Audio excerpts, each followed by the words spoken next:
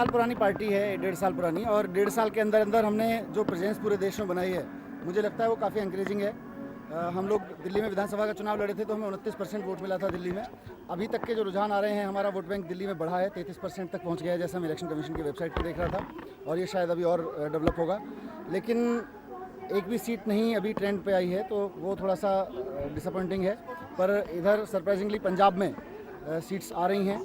तो एक 1.5 साल पुरानी पार्टी के लिए हम जो राजनीति को बदलने के लिए निकले थे, बहुत सारी चीज़ें तो हमने एक माहौल बनाया है पूरे देश में, जिससे बाकी पार्टियों के लिए भी दागी कैंडिडेट्स को सेलेक्ट करना, उनको टिकट देना भारी पड़ रहा है, उनसे सवाल पूछा जा रहा है। तो राजनीति की सफाई का काम तो आम आदमी पार्टी कर ही रही है।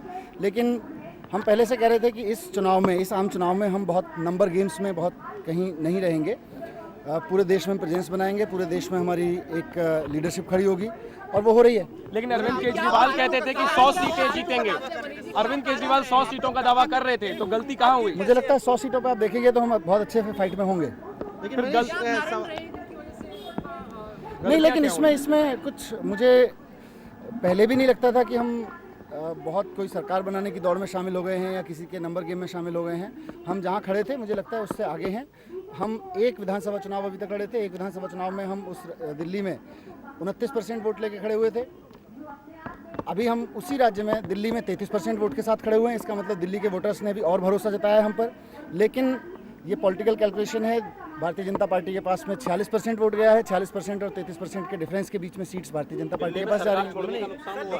पता नहीं, ये तो सब तो बस नहीं दिख रही है आम आदमी पार्टी पर। दिल्ली में एक सीट आपकी नहीं आ रही है, इसके लिए क्या कहेंगे? क्या रणनीति में कमी रही? हो सकता है अब ये सब तो चीज़ें बात की चीज़ें हैं, अभी तो सारे फाइनल रिजल्ट्स आ जाएं, उसके बाद बैठेंगे, देखेंगे कहाँ क्या हो सकता था, क्या नहीं हो सकता था। पंजाब पता नहीं, अब तो बहुत सारे इवेंट बैट हो सकते हैं। पंजाब की अभी तो अब तो क्योंकि सरकार में है नहीं, तो किसी भी चीज़ पे इफ लगा के बट कर सकते हैं। लेकिन हकीकत यह है कि हमने जिस चीज़ के लिए राजनीति शुरू की थी, हम वो कर रहे हैं। इस देश की राजनीति को साफ करने का काम आम आदमी पार्टी ने बहुत बखूबी किया है, पूरे देश में किया है। बड़े बड़े दिग्गजों को पसीने आ रहे हैं, आप देख रहे होंगे, और उनको अपनी पार्टियों में गलत लोगों को जगह देने में पसीने आ रहे हैं। ये हमने बखूबी किया है। बाकी रहा नंबर गेम का, तो इस चुनाव में हमें नहीं लगता कि हम पहले से कहीं बहुत नंबर गेम में शामिल थे या किसी दौड़ में शामिल थे। वोट में हम एक ही चुनाव लड़े थे।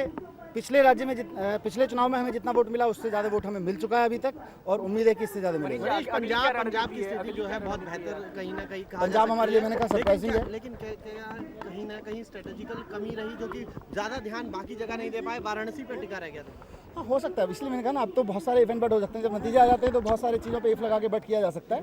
लेकिन कुल मिला के मुझे लगता है आम आदमी पार्टी ने काफ़ी अच्छा परफॉर्म किया है पूरे चुनाव में, और जिस तरह से पूरे देश में एक लीडरशिप खड़ी हो रही है, पूरे देश में एक नया वोट बैंक खड़ा हो रहा है आम आदमी पार्टी का। हमारा कोर है, हम भ्रष्टाचार के खिलाफ लड़ रहे हैं, देश में जन लोकपाल जैसे सख्त कानून लाने के लिए लड़ रहे हैं। वो लड़ाई हमारी जारी रहेगी।